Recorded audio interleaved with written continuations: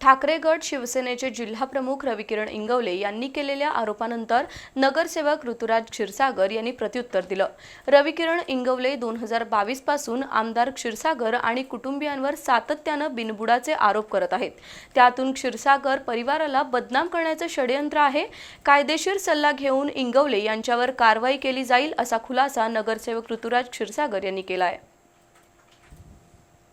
ठाकरे गट शिवसेनेचे जिल्हाप्रमुख रविकिरण इंगवले यांनी आज पत्रकार परिषद घेऊन नगरसेवक ऋतुराज क्षीरसागर गोव्यातील कसिनोमध्ये जुगार खेळत असल्याचा व्हिडिओ प्रसारित केला।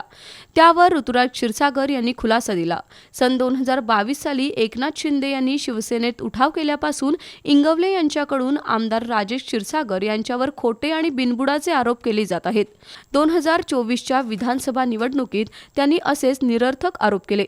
त्यानंतर महापालिकेच्या निवडणुकीतही आपल्या विरोधात मतदारसंघात पत्रकं वाटली, पण लोकांनी त्यांना झिडकारून आमदार क्षीरसागर आणि आपल्याला बहुमतानं निवडून दिलं। कधीही उठायचं आणि आमदार राजेश क्षीरसागर आणि कुटुंबियांवर आरोप करून बदनाम करायचं असं इंगवले यांच्याकडून षडयंत्र सुरू आहे। त्यामुळे कायदेतज्ञांचा सल्ला घेऊन पुढील कारवाई करणार असल्याचा इशारा नगरसेवक ऋतुराज क्षीरसागर यांनी दिलाय।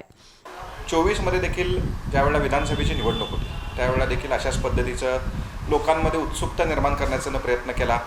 पेनड्राईव्हच्या माध्यमातून बदनामी करण्याचा प्रयत्न केला, विविध पत्रकं वाटली आणि मग त्यानंतर नुकतीच झालेली महानगरपालिकेची निवडणूक, त्यामध्ये देखील आम्हाला अशाच पद्धतीनं मला बदनाम करण्याचा प्रयत्न केला।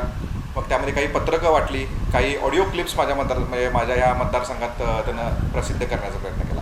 पण ह्या सगळ्या ह्याच्यातनं हेच दिसून आलं की जनतेचा विश्वास हा राजेश क्षीरसागर साहेब आणि आमच्या संपूर्ण कुटुंबियांवर आहे। बदनामी करण्याचा एक विडा जणू काय रवी इंगवलेने उचलला असं मला वाटतं आणि त्यामुळे मी काही कायदेशीर तज्ज्ञांचा एक सल्ला देखील घेत आहे आणि मग तज्ज्ञांचा सल्ला घेऊन मी भविष्यकाळात कशा पद्धतीनं या प्रकरणाला पुढे जायचं हे ठरवेन।